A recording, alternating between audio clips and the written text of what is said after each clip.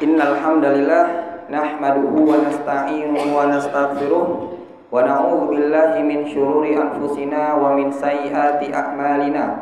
May yahdihillahu fala mudhillalah wa may yudlil fala hadiyalah. Asyhadu an la ilaha illallah wahdahu la syarikalah wa asyhadu anna Muhammadan abduhu wa rasuluh. Ya ayyuhalladzina amanu taqullaha haqqa tuqatih wa la tamutunna illa wa antum muslimun. Ya ayuhan nas ittaqu rabbakumul ladzi khalaqakum min nafsin wahidah wa khalaqa minha zawjaha wa batha minhuma rijalan katsiran wa nisaa'a wattaqullaha alladzi tasaaluna bihi wal arham innallaha kana 'alaikum raqiba. Ya ayyuhalladzina amanu taqullaha wa qulu qawlan sadida yuslih lakum a'malakum wa yaghfir lakum dhunubakum. Faman yuti'illaha wa rasulahu faqad faza fawzan 'azima. Fa inna asdaqal hadithi kalamullah wa khairul huda huda Muhammadin sallallahu alaihi wasallam. Wa syarrul umuri muhdatsatuha wa kullu muhdatsatin bid'ah wa kullu bid'atin dhalalah wa kullu dhalalatin finnari amma ba'du. Ikhwatal iman, bapak-bapak dan ibu-ibu jamaah kajian subuh di Masjid As-Somad Tambun Selatan, semoga Allah Subhanahu wa taala merahmati dan menyayangi kita semua. Amin. Tanpa terasa kita sudah menyelesaikan ibadah Ramadan, kemudian ditutup dengan melaksanakan ibadah sholat Id. Kita merayakan hari raya Idul Fitri. Ya, semestinya kita bergembira dengan nikmat yang Allah berikan kepada kita. Tapi jangan terlalu kita berleha-leha dengan liburan. Kembali kita move on untuk menuntut ilmu. Ya, walaupun setiap ketaatan yang kita kerjakan dimulai dengan perasaan yang tidak suka. Memang sunatullah, setiap ketaatan itu selalu dikelilingi dengan sesuatu hal yang dibenci oleh manusia. Ya, kita lihat sendiri. Kajian, konser musik, keramaian mana? Iya. Atau lebih menarik mana, sinetron yang episodenya beratus-ratus setiap hari atau kita setiap hari mendengar kajian. Ya, asli anak muda sekarang lebih enak malam-malam kongkong di warung kopi, di migacor dan semisalnya dibandingkan harus duduk bersimpuh di hadapan Allah di malam-malamnya, menghidupkan malamnya dengan ibadah. Ya, itulah sudah sunatullah. Setiap kebaikan yang menghantarkan kita kepada surga pasti dikelilingi dengan sesuatu yang tidak disukai oleh hawa nafsu.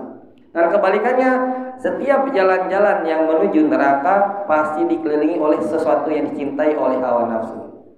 Sehingga Al-Imam Ibnu Qayyim rahimahullah ta'ala pernah berkata, siapa saja yang diciptakan Allah untuk masuk ke dalam surganya. Nah, semoga kita ini termasuk. Jadi siapa saja yang Allah takdirkan dia menjadi penghuni surga, bagaimana kehidupannya di dunia, maka segala petunjuk yang menghantarkan dia menuju surga, menuju tempat peristirahatan yang abadi, selalu datang melalui hal-hal yang tidak disukai oleh hawa nafsu. Ya, kita rasakan sendiri dari bangun tidur sampai tidur lagi, bagaimana rasanya beribadah. Pasti dimulai dengan sesuatu yang tidak disukai oleh hawa nafsu. Apa tadi sih lupa lagi? Kajian apa? Lupa lagi mau kamu? Oh, kayak.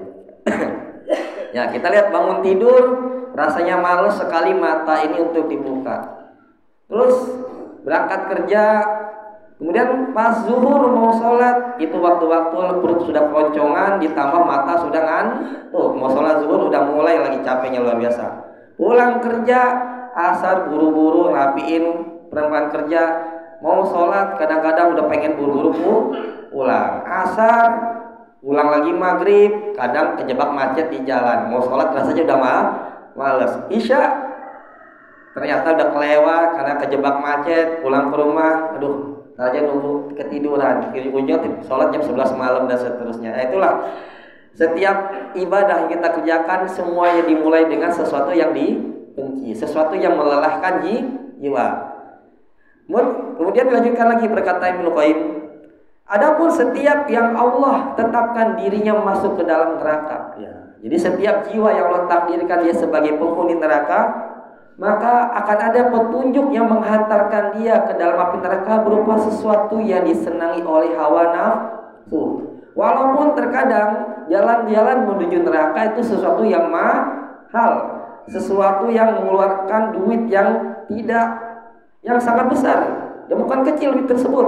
Tapi apa? Jika memang nafsu sudah suka, semahal apapun sesuatu perkara yang menghantarkan manusia ke dalam neraka, pasti akan ia kerjakan. Ya, kita lihat sendiri bagaimana kemaksiatan pasti berhubungan dengan uang yang dikeluarkan begitu banyak. Lihat ini, orang mau konser aja berapa sekarang minimal. Ya, misalnya artis luar negeri yang kemarin sempat viral kan, minimal 2,5 juta kan ya. Kalau kita mikir-mikir nonton konser cuma jingkrak-jingkrakan 2,5 juta, itu juga dapat yang paling belakang nggak kelihatan artisnya. Semakin dekat sama artisnya itu bisa sampai puluhan juta. Tapi rame nggak? Rame. Syahwat wa hujibatil jannatu bil makari. Neraka dikelilingi oleh sesuatu yang disukai oleh hawa nafsu. Namun surga dikelilingi oleh sesuatu yang tidak disukai atau dibenci oleh hawa nafsu. Ya, ini bukan pembenaran kalau kita berbuat maksiat. Sebenarnya ini memberikan gambaran kepada kita, harus kita berusaha, bermujahadah agar kita mencintai setiap amal soleh. Ya, salah satunya apa? Kita harus paksakan. Ya, karena apa? Setiap amal itu harus dipaksakan untuk dikerjakan. Kalau nggak dipaksakan, kita akan kalah dengan hawa nafsu. Ya, barakallahu fikum. Baik, pada kesempatan pagi ini saya akan membahas tentang tema takut apa? Takut hanya Allah yang semata yang berhak untuk ditakuti.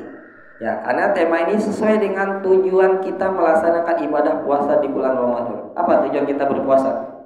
Ya, kutiba alaikumusiyam kama kutiba alal ladzina min qablikum. La'allakum. Ya, tujuan kita berpuasa kata Allah la'allakum tattaqun, agar kita menjadi hamba-hamba yang bertakwa. Dan pengertian takwa masih ada hubungan tentang takut kepada Allah. Salah seorang tabi'in bernama Thalik bin Habib. Nah, Thalik bin Habib ini muridnya Ibnu Abbas. Jadi dia seorang tabi'in rahimahullah. Ketika mendefinisikan makna takwa apa? Beliau rahimahullah berkata, takwa adalah antakmala bi taatillahi ala nurim minallah tarju sawaballah. Ya. Wa tatsruka maksiatillah ala nurim minallah takhafu azaballah. Ya, saya terjemahin biar bisa catat dalam bahasa Indonesia.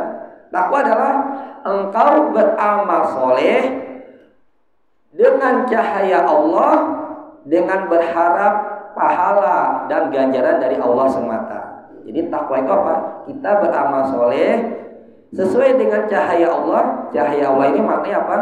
Harus sesuai dengan petunjuk Allah dan Rasulnya. Tidak boleh kita beramal soleh sesuai dengan ide pendapat kita sendiri. Nurimin Allah harus sesuai dengan cahaya Allah adalah sunnah Al-Quran dan As-Sunnah. Jadi kau beramal soleh sesuai dengan cahaya Allah. Kita beramal soleh tujuannya untuk apa? Tarju sawaballah, berharap pahala dari Allah semata. Kemudian kebalikannya, wa tatsruka maksiatillah, engkau meninggalkan segala macam maksiat kepada Allah, sama ala nuri minallah, dengan cahaya Allah. Meninggalkan maksiat juga harus sesuai dengan Al-Quran dan As-Sunnah, tidak boleh dengan pendapat sendiri.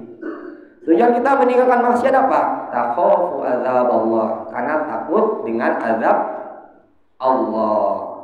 Ya. Jadi biar kita menjadi hamba-hamba yang bertakwa, salah satunya adalah apa? Harus kita tumbuhkan rasa takut. Sebagaimana tadi saya sudah dibilang, manusia lebih condong mencintai hawa nafsu. Bagaimana dikatakan oleh Zulaikha, istrinya Al-Aziz, majikannya Nabi Yusuf, ketika sudah ketahuan dia yang menggoda Nabi Yusuf, bukannya minta maaf, udah ketahuan dia salah, tapi malah ngeles. Ya, ngelesnya Zulaikha ini Allah abadikan dalam surat Yusuf, dan perkataan Zulaikha ini mewakili kebanyakan manusia. Apa kata Zulaikha ketika sudah tahu salah? Wa ma ubarri'u nafsi inna nafsa la'ammaratun bisu'i illa ma rahima rabbi. Nah, pintar dia ngeles. Gimana kata kalau udah tahu salah bukannya afwan, tapi apa? Oh, wa ma ubarri'u nafsi.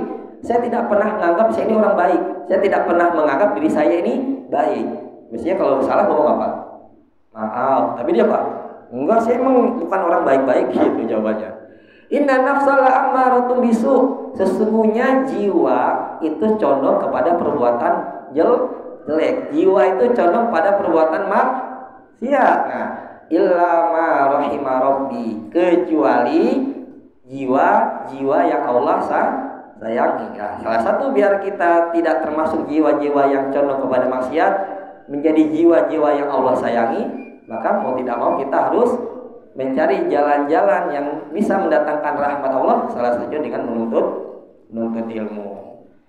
Ya, kita lanjutkan ya. Takut kepada Allah adalah ibadah yang paling agung.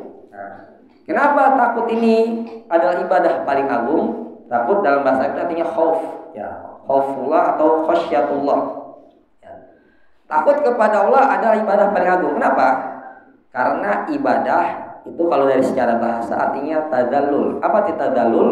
Menghinakan diri. Nah, ada korelasinya menghinakan diri dengan takut. Kenapa?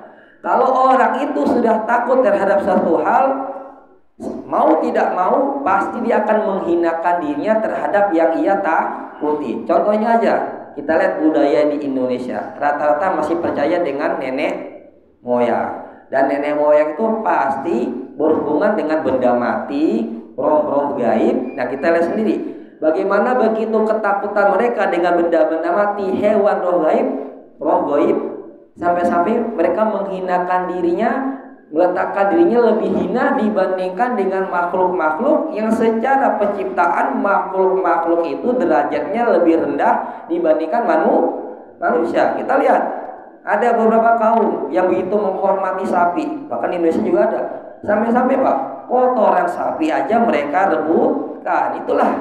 Jadi apa? Saking takutnya sama sapi, mereka menghinakan dirinya sampai sapi itu kotorannya mereka rebut.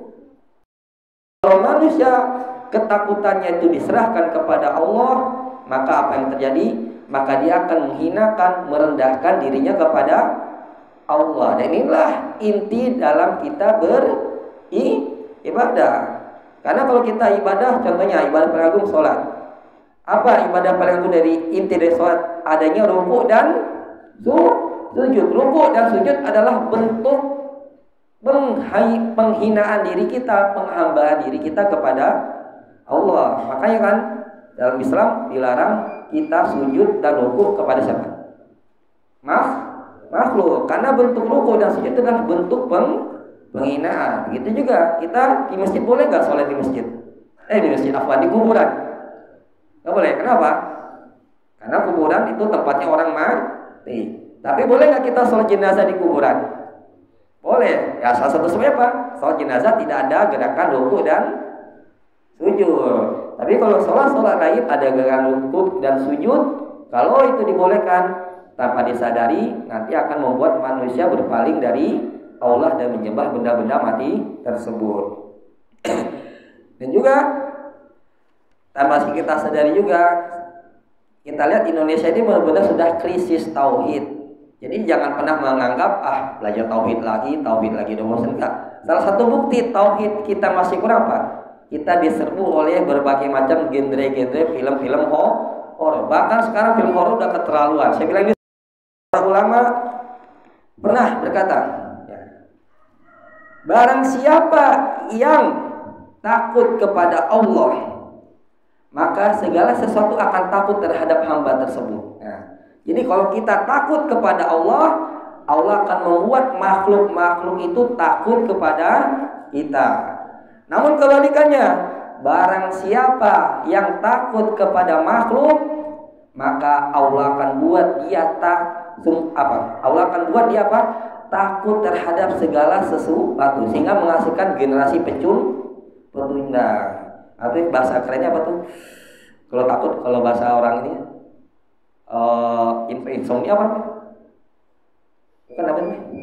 Takut misalnya ilmu kejiwaan apa? Apa lupa lagi saya. Ya kan ada takut ketinggian, takut ini, takut itu. Oh, fobia ya. Sebenarnya dalam Islam nggak ada fobia gitu, cuma istilah-istilah doang. Yang benar apa? Dalam Islam itu Allahu ahad wa takhsya, hanya Allah semata yang paling berhak untuk ditakuti. Jadi kita ajarkan kepada anak kita nggak usah takut sama setan, jin-jin, itu semuanya hanyalah makhluk sama kedudukannya dengan kita. Kita kan Allah untuk beribadah semata kepada Allah. Dan jin itu hakikatnya, kalau kita lihat di film-film itu kan ya, ada kayak genderuwo, mukanya serem-serem. Ya, kalau kita perhatikan, setan itu kadang mewakili pendidikan suatu bangsa. Coba lihat deh, di Eropa, negeri-negeri yang kafir, yang kata negara maju, setannya itu bajunya rapi-rapi kan, ya kayak Dracula, ada di Falak katanya bajunya rapi-rapi. Coba lihat orang Indonesia, setan-setannya, pocong, kuntilanak, genderuwo, bajunya apa? Dekil-dekil ya.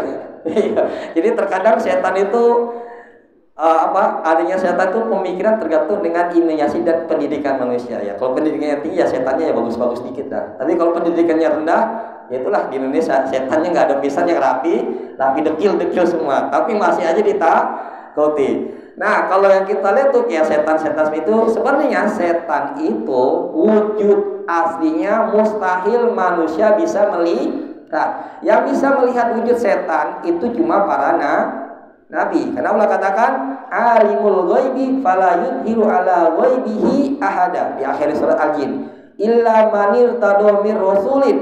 Alimul ghaib, jin termasuk makhluk gaib. Allah yang maha mengetahui perkara gaib. Fala yudhiru ala ghaibihi ahada. Allah tidak akan menampakkan hal-hal yang gaib kepada seorang pun illa manir tadomir rasul, kecuali rasul-rasul yang Allah ridhoi. Sehingga dari ayat tersebut di surat Al-Jin, jin itu wujud aslinya tidak ada satupun manusia yang bisa mengetahui. Jadi kalau sekarang yang lebih keren namanya Pak Indigo ya.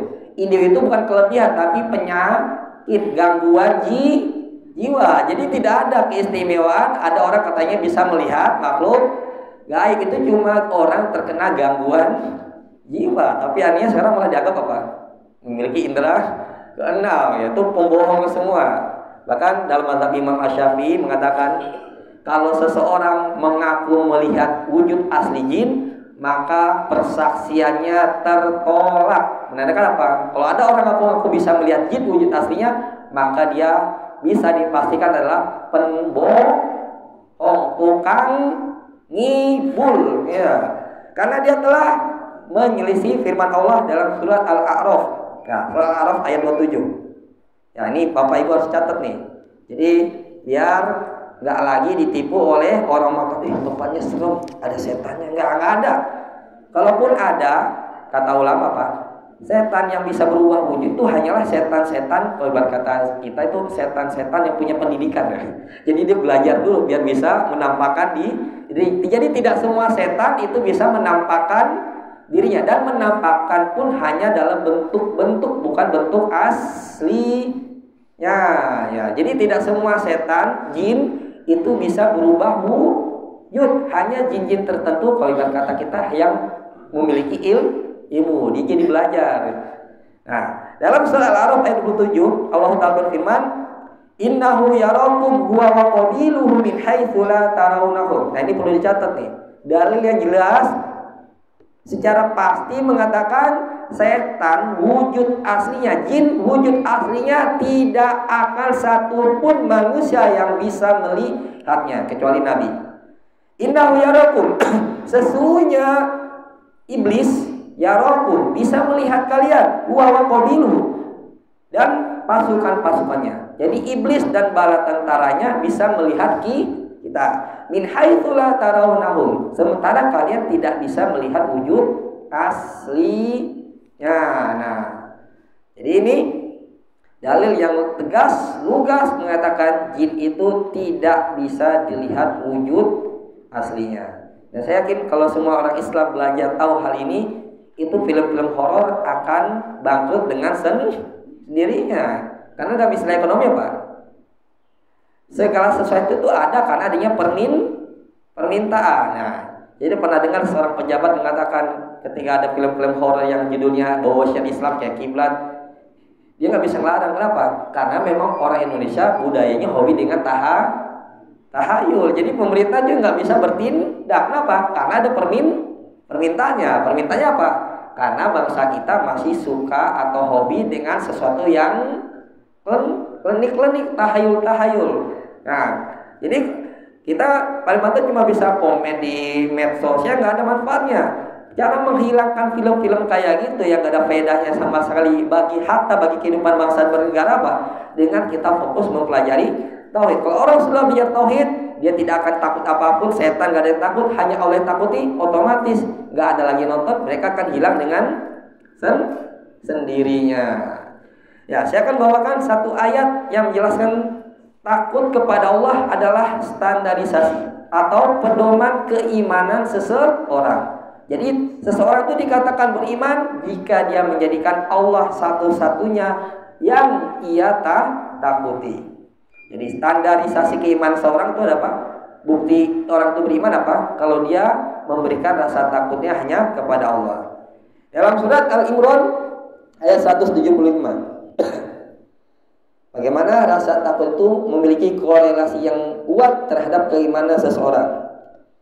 Innama dzalikumus syaitanu yukhawifu awliya'ahu fala takhafuhum wa khafuni in kuntum mu'minin. Surah Al-Imran ayat 175. Artinya apa? Innama dzalikumus syaitan. Sesungguhnya mereka itu hanya para setan dan pasukan-pasukannya.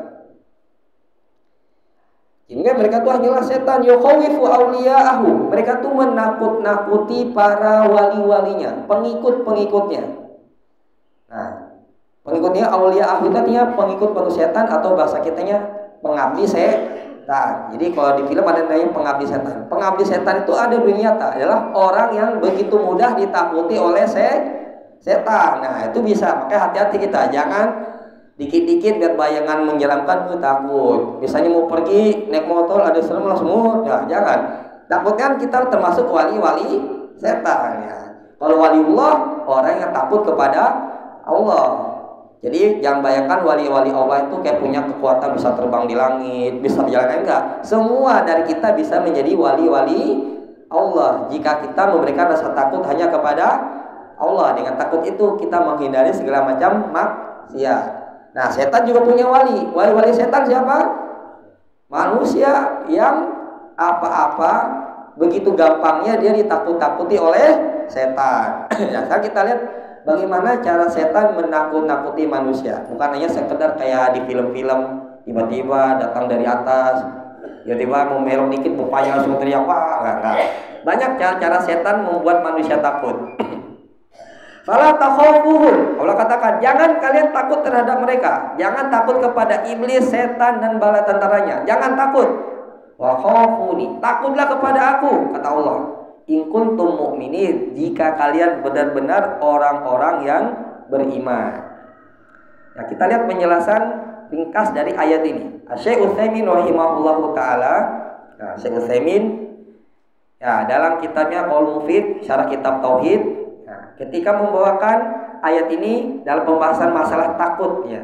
Jadi takut kepada Allah dimasukkan oleh Syekh Muhammad bin Abdul Wahhab dalam kitab Tauhid, menandakan takut kepada Allah itu adalah tanda tauhid seseorang.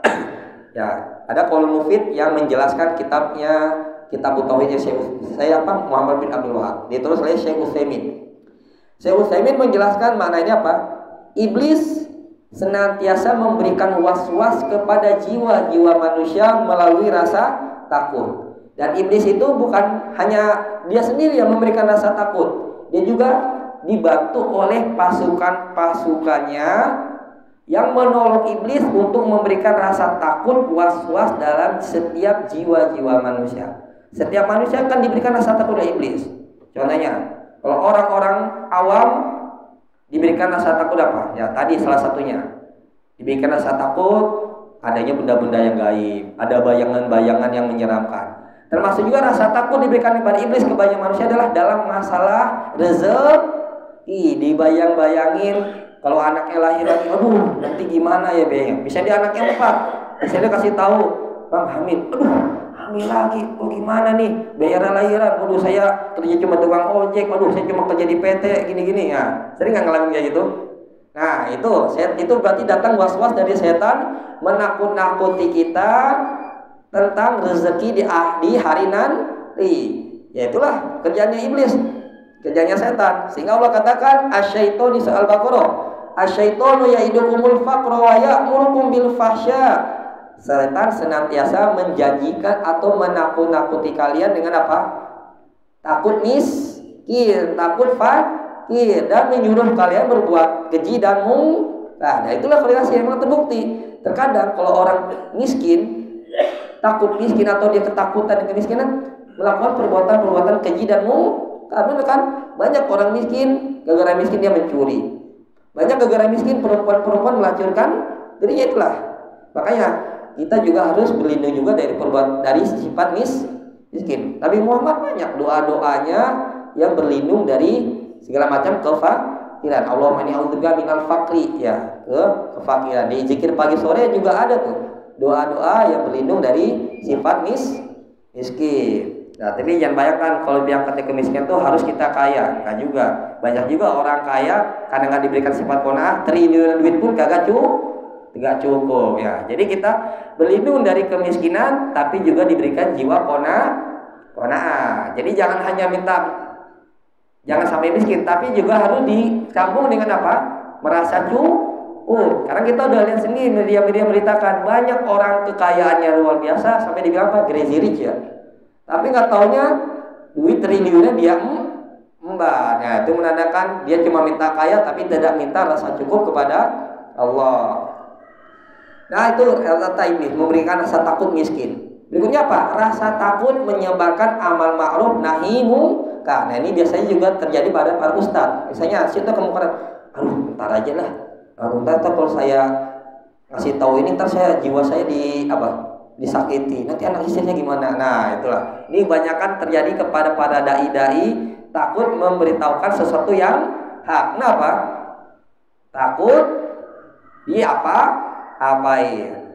Padahal masalah dicelakakan itu bukan hanya sekedar kita menyebarkannya hak.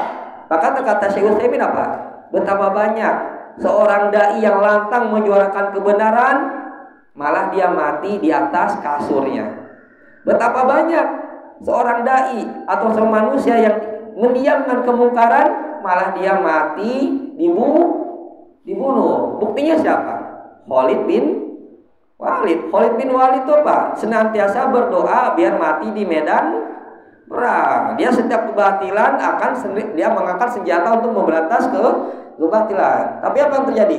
Tidak Allah kabulkan dia mati di medan perang, malah dia meninggal di atas kasurnya, meninggal dalam keadaan sakit. Itu kata ulama. Betapa banyak orang yang lantang menyuarakan kebenaran, tidak ada satupun yang mencelakakannya, tapi tetap dia Allah matikan di atas kasurnya.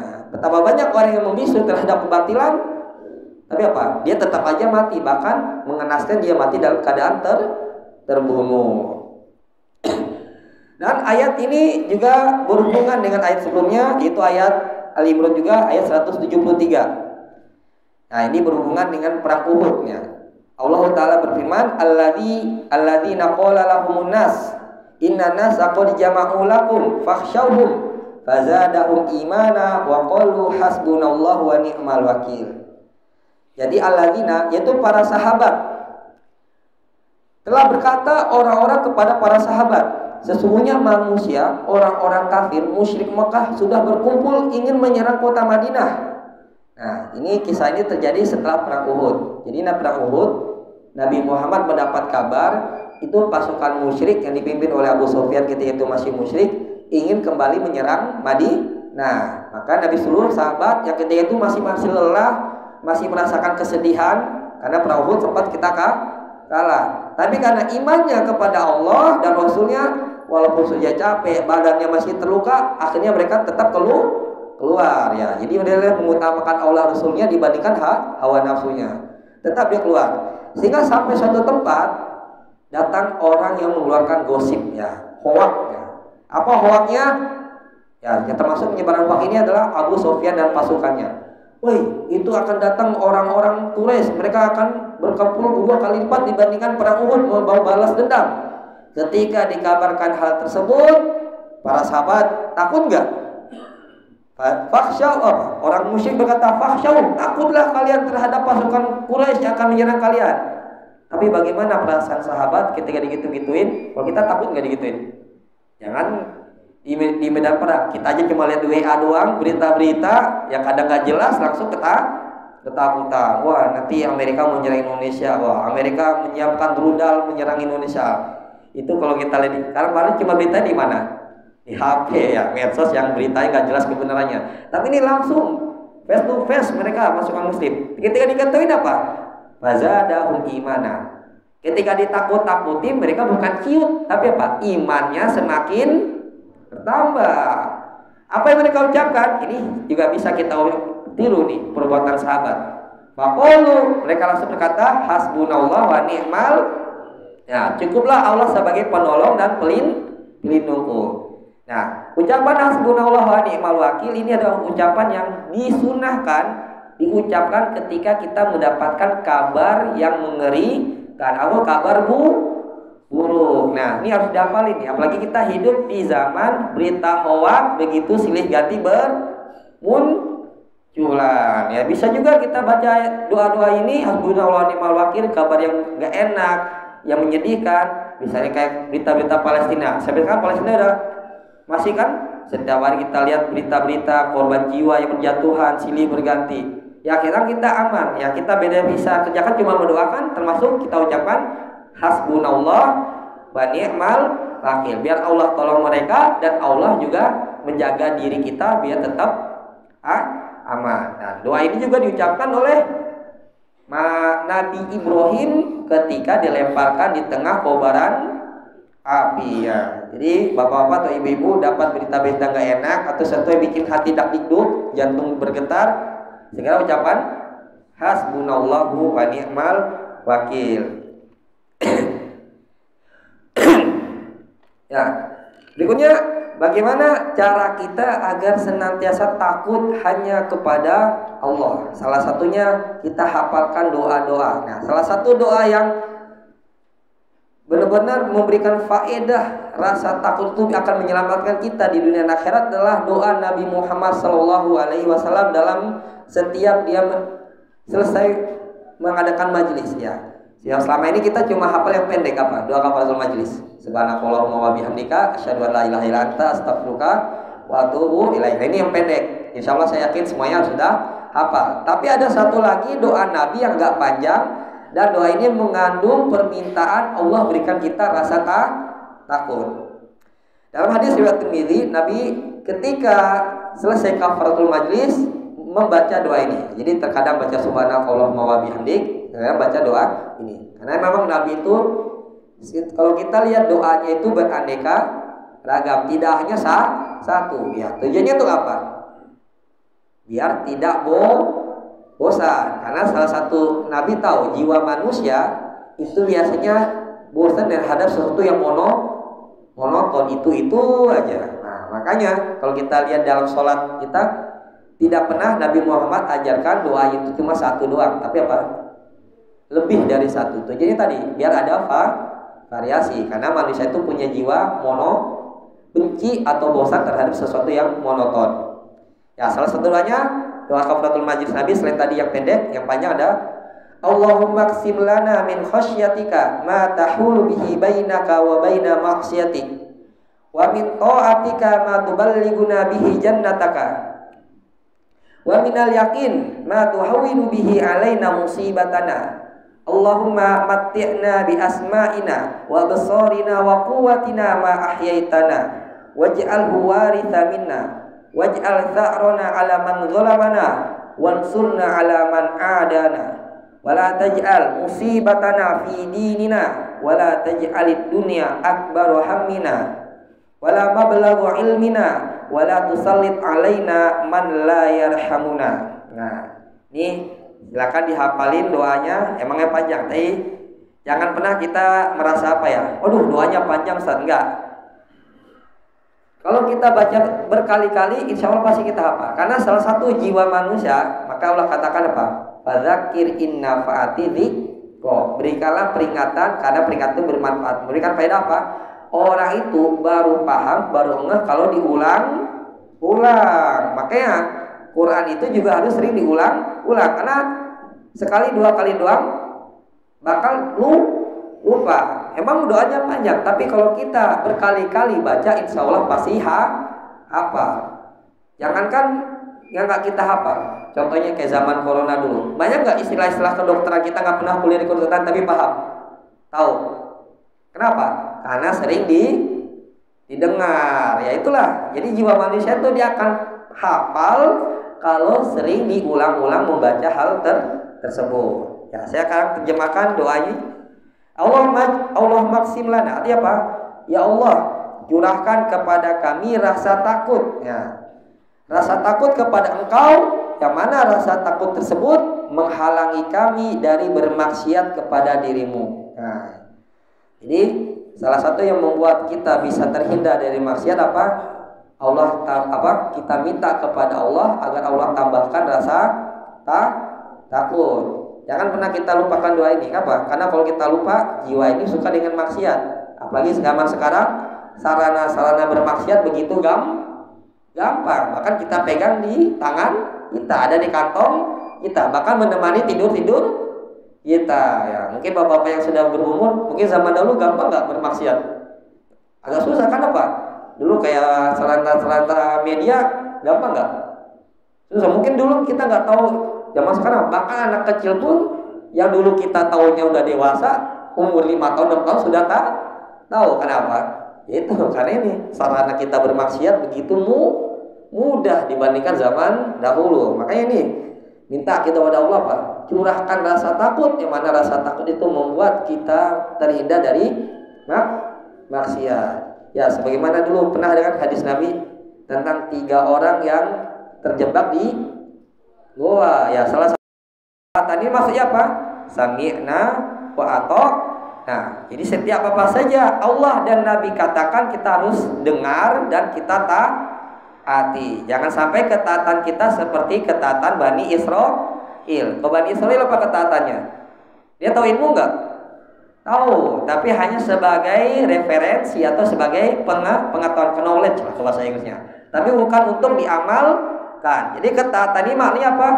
Setiap ilmu yang kita dapatkan langsung kita amalkan. Tidak perlu banyak-banyak, yang penting sedikit tapi diamalkan. Nah, ini maknanya taat. Artinya setiap yang kita ketahui Allah mudahkan diri kita untuk mengamalkannya. Karena dengan amal inilah yang membawa kita ke dalam surga, bukan tahu. Makanya di Al-Quran dikatakan bima kuntum malun. Allah masukkan kalian ke surga karena sesuatu yang kalian amalkan, bukan ta'lamun kan yang kalian ketahui. Berikutnya lagi wa minal yakin. Kita minta kepada Allah apa? Keyakinan. Yang mana dengan keyakinan itu membuat kita merasa ringan ketika ditimpa musibah. Jadi Al-Imam Ibnu Mas'ud, ya, Abdullah bin Mas'ud, seorang sahabat yang mulia, yakin itu dia katakan apa? Al-yakin huwal iman. Keyakinan itu maknanya adalah iman. Jadi yakin ini apa? Allah tambahkan iman kita, biar ketika kita terkena musibah itu tidak menyesakkan jiwa kita, sehingga kita bisa merasa ringan untuk menghadapinya. Jadi yakin ini namanya adalah keimanan. Berikutnya apa? Allahumma mati'na bi asma'ina wa absarina wa quwwatina ma ahyaitana. Ya Allah, berikanlah kami kenikmatan berupa apa? Pendengaran dan penglihatan dan kekuatan selama kami masih hidup, dan jadikan itu semua sebagai warisan bagi kami. Nah, ini doa ini Masya Allah, faedah luar biasa, Pak. Di doa ini fungsinya untuk apa? Jadikan biar pendengaran dan mata kita ini tetap berfungsi sampai kita meninggal. Sehingga dari doa ini menerangkan apa?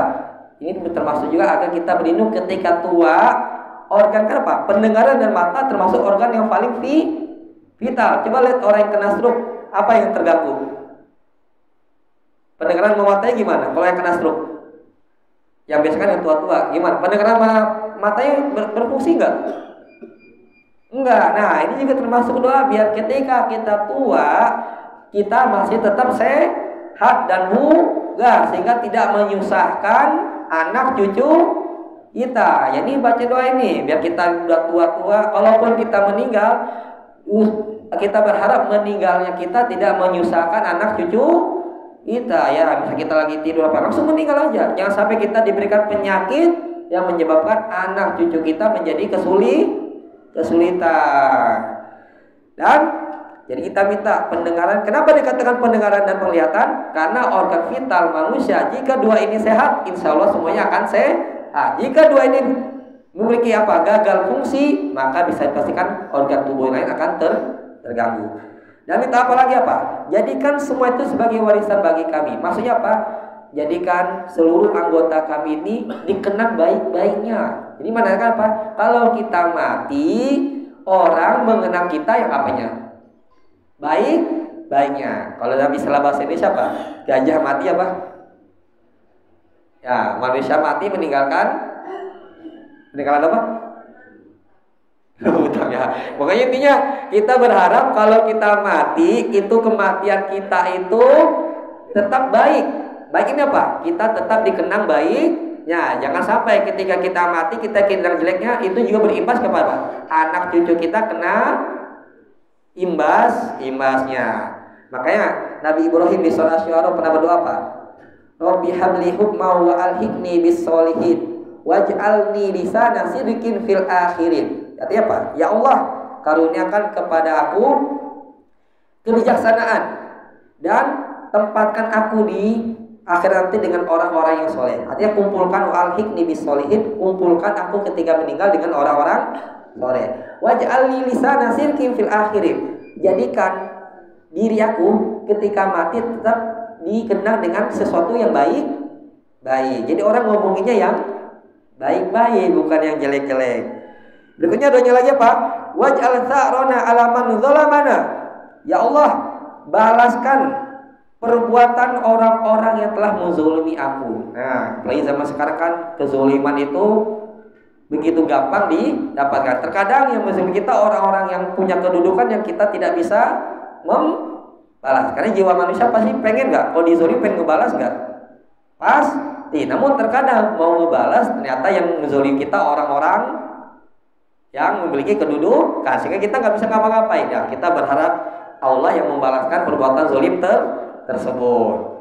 Terus wansurna alaman adana, tolonglah kami terhadap orang yang memusuhi kami. Nah, kita berdoa kepada Allah agar kita ditolong dari orang-orang, terutama orang-orang kafir, munafik, tadi walu bidah, orang-orang yang membenci sunnah. Bagi kalau kita sudah mengikuti sunnah, jangan harap semua orang akan mencintai kita. Pasti bakal ada musuh. Ibarat kata kita tidak pernah mencari musuh, tapi kalau kita berbuat baik pasti musuh akan datang dengan sendirinya.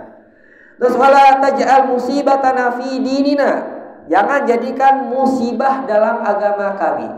Ya, kalau kita misalnya anak sakit, anak meninggal, jatuh miskin, jatuh bangkrut, itu musibah dalam perkara apa?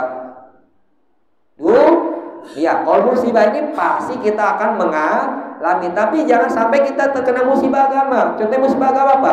Ya dulunya ngaji, karena kagak ngaji lagi. Yang dulunya istiqomah sunnah, tiba-tiba jenggotnya sudah dipotong. Yang dulunya rajin sholat 5 waktu, udah gak kelihatan lagi. Yang perempuan dulu jilbabnya menutupi dada, tiba-tiba sudah mencekek leher. Bahkan sampai mau bikin konferensi pers, bikin lepas jilbab. Ya kan banyak sekarang kan bikin pemberitahuan di medsos, saya mau lepas jilbab. Ya bermaksiat sekarang, apa ini ngumumin? Maksiat aja kali.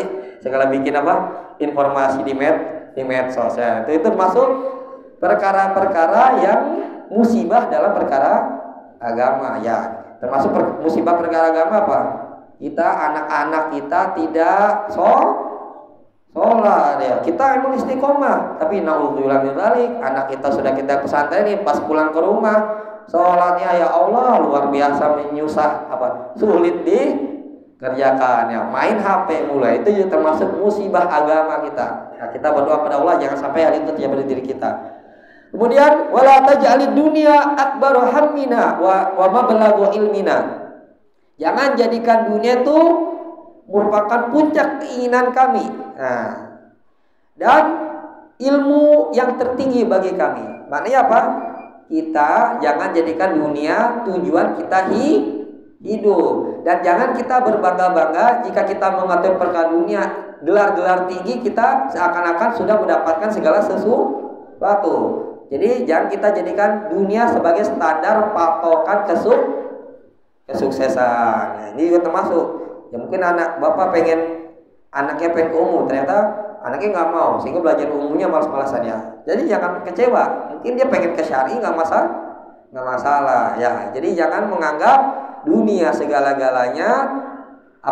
Tingkat kecerdasan itu hanya dinilai dari gelar-gelar keduniawian.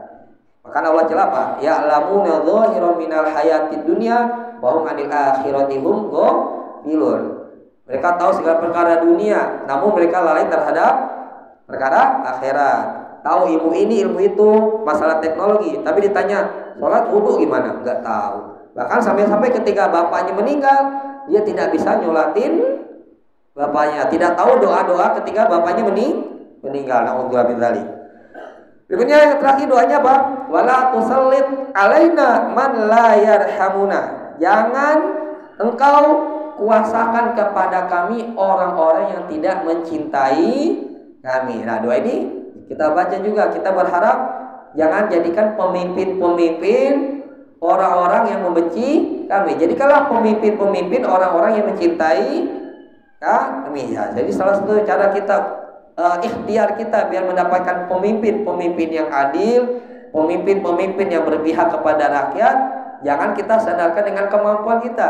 Allah lah yang memberikan pemimpin-pemimpin yang adil, karena pemimpin adil itu adalah rezeki ya. Jadi jangan kita cari rezeki dengan cara yang haram. Maka tentang pemimpin, Abdullah bin Mas'ud pernah berkata, pemimpin itu adalah ujian dari Allah. Maknanya apa? Jika pemimpin itu adil, maka itu adalah nikmat yang Allah berikan kepada kalian ya. Karena ujian itu jangan hanya dianggap keburukan, kebaikan pun juga berupa ujian. Wa nabluukum bisyarri wal khairi fitnah. Allah uji kalian dengan yang baik dan buruk merupakan ujian. Jadi pemimpin itu adalah ujian. Jika Allah berikan kepada kalian pemimpin yang baik, maka tugas kita ngapain? Maka kalian wajib bersyukur ya. Padahal misalnya di Bupati Bekasi mulakan kebijakan semua harus pakai jilbab perempuan-perempuan. Nah, itu baik kan enggak? Ya, tempat-tempat maksiat, karaoke, diskotik ditutup itu baik kan enggak? Nah, maka kita wajib bersyukur.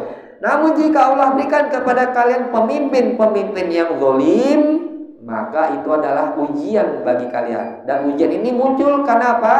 Dosa-dosa yang kalian kerjakan. Maka bagaimana solusinya kalau kita dapat pemimpin kayak gini? Tiba-tiba harga dinaikin, kebijakan-kebijakan yang mungkin tidak sesuai dengan keinginan kita. Maka mungkin terkadang kebijakannya menyelisih syariat. Misalnya apa? Dia bikin upacara-upacara adat yang mengandung unsur kesyirikan. Kita kesel nggak? Ya kesel. Bagaimana cara kita menghadapi pemimpin seperti ini? Maka wajib bagi kalian untuk bersabar. Nah, itulah cara yang bisa kita kerjakan untuk menghadapi pemimpin-pemimpin kita. Dan itu semua hanya bisa kita dapatkan pemimpin yang adil kalau kita ada doa ini dimuncul bermula dari rasa takut kepada Allah. Sebenarnya tadi saya bacakan sebelumnya, kalau kita takut kepada Allah, maka segala sesuatu yang di muka bumi akan takut terhadap diri kita. Namun kebalikannya, jika kita takut terhadap makhluk, kita sandarkan kehinaan kita kepada makhluk, maka itu akan membuat kita menjadi orang-orang pengecut, dan kita akan takut dengan segala sesuatu yang semestinya itu adalah kedudukannya lebih rendah dan hina dibandingkan kita sebagai manusia yang Allah ciptakan dengan kesempurnaan. Ya barakallahu fikum. Ya Pak Tumijo, ini kita tutup majelis ini dengan membaca doa kafaratul majelis. Subhanakallahumma wa bihamdika asyhadu an la ilaha illa anta astaghfiruka wa atubu ilaik. Assalamualaikum warahmatullahi wabarakatuh.